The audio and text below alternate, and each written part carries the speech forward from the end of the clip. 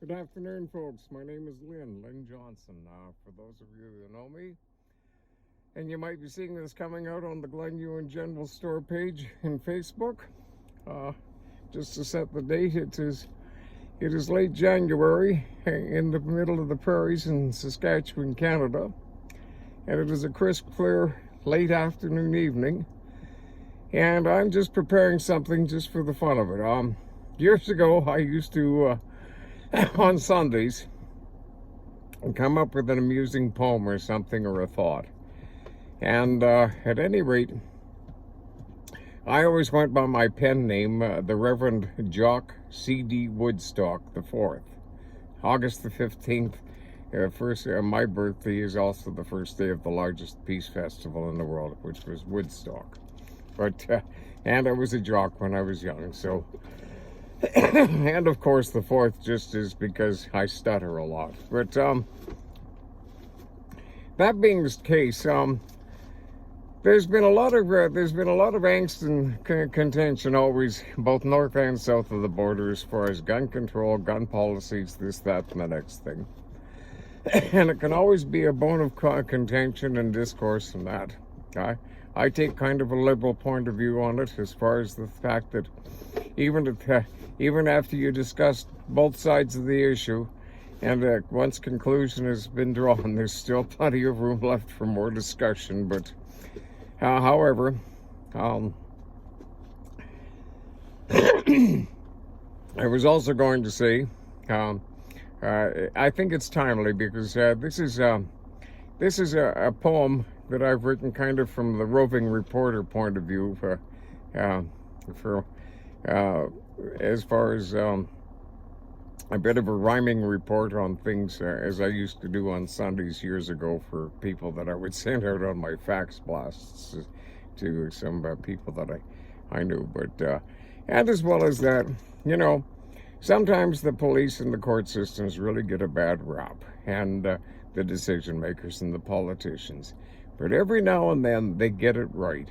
And credit given where credit is due, I will tip my hat on this one, but I'm going to bring to light a piece of legislation that was passed years ago in Ontario with some concerted group effort between the politicians and the police and the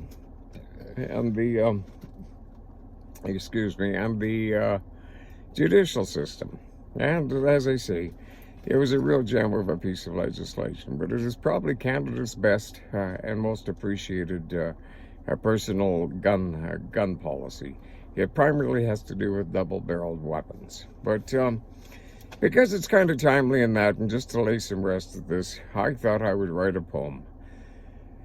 Write a poem that I kind of did from memory, but here it goes, and it's called Canada's Best and Most Appreciated Gun Policy. The USA, in the midst of their cities and all their people and their valleys and farms, hold to the creed of the right to bear arms. It stands in popularity to this very day, romanticized upon since times much before, hand of Ernest Hemingway.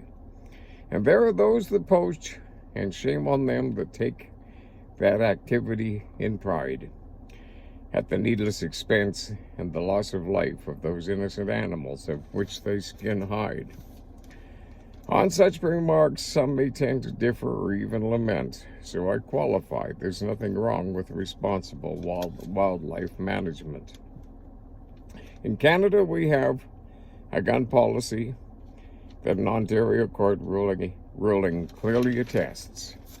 Yes, in this country of Canada, land that I truly love, women have the right to bear breasts.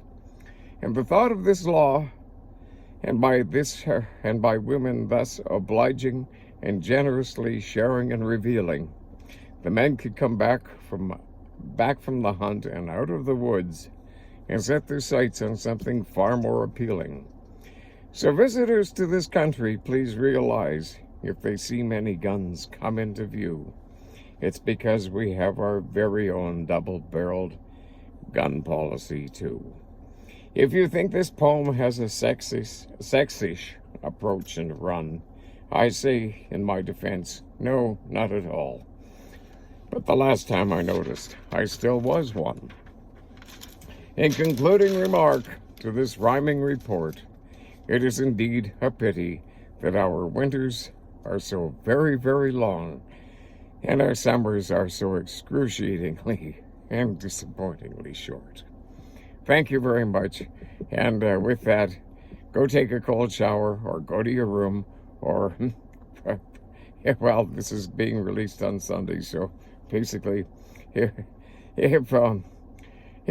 you feel you might have to ask the Lord for forgiveness by possibly being led on into a little bit of a temptation as to kind of take an extra glance if those opportunities came up. Well, what the heck. At any rate, in the meantime, my very best regards.